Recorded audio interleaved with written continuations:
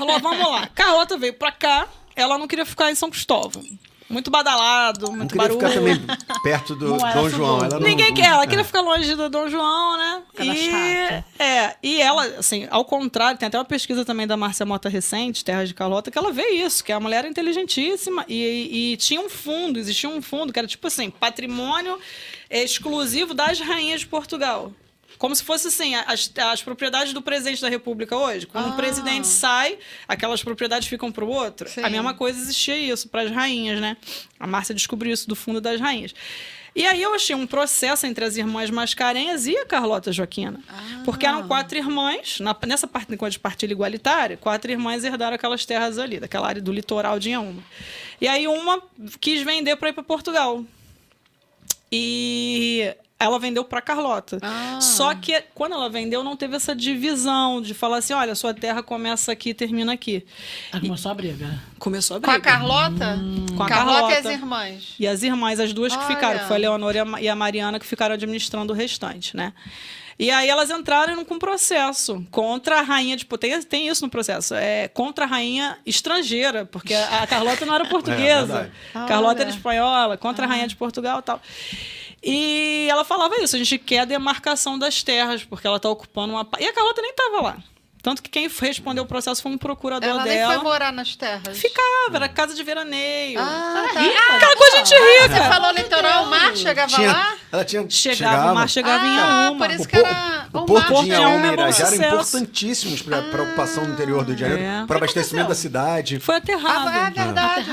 Ali é onde é a Maré hoje. Você falou veio a Avenida Brasil e a Maré. Foi e o a aterramento. Carlota ia lá, então, para ficar na praia, veraneio. E ela também comprou em... Não, na verdade, ali no Engenho da Rainha não tem praia. Mas a Carlota também tinha terras em Botafogo. Ela também tinha um comprou solar em Botafogo. Então ela tinha essas duas propriedades. Ela devia ficar para lá e para cá, enfim. E quem ganhou o processo? As irmãs ganharam. E Carlota foi embora? Ela voltou para Portugal depois, com a família real. E essas terras foram vendidas em leilão. Por quê? Como era propriedade... Né, da rainha, e a rainha volta para Portugal e tem independência e tal, isso é levado à arrematação, como fosse um leilão mesmo, e as pessoas compraram.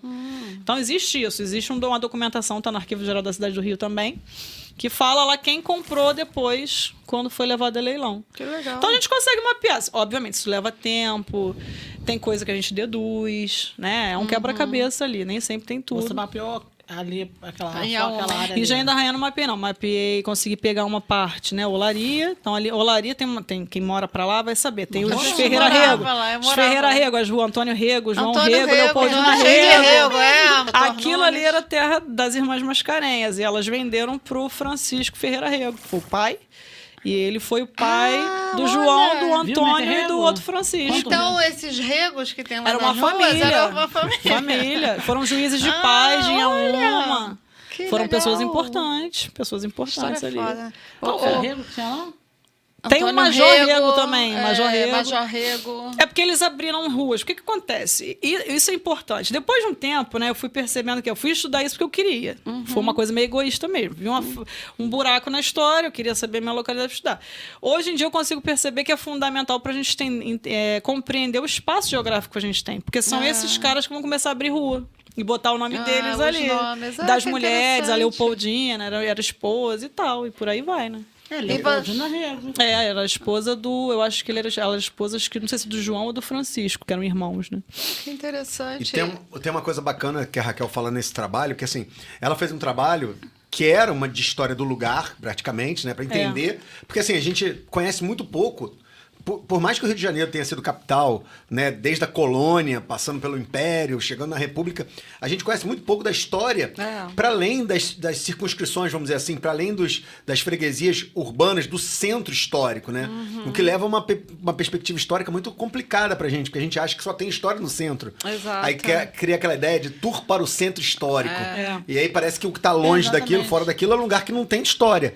E isso foi vendido ao longo da Primeira República. Pra mim é Banco do Brasil, CCBB.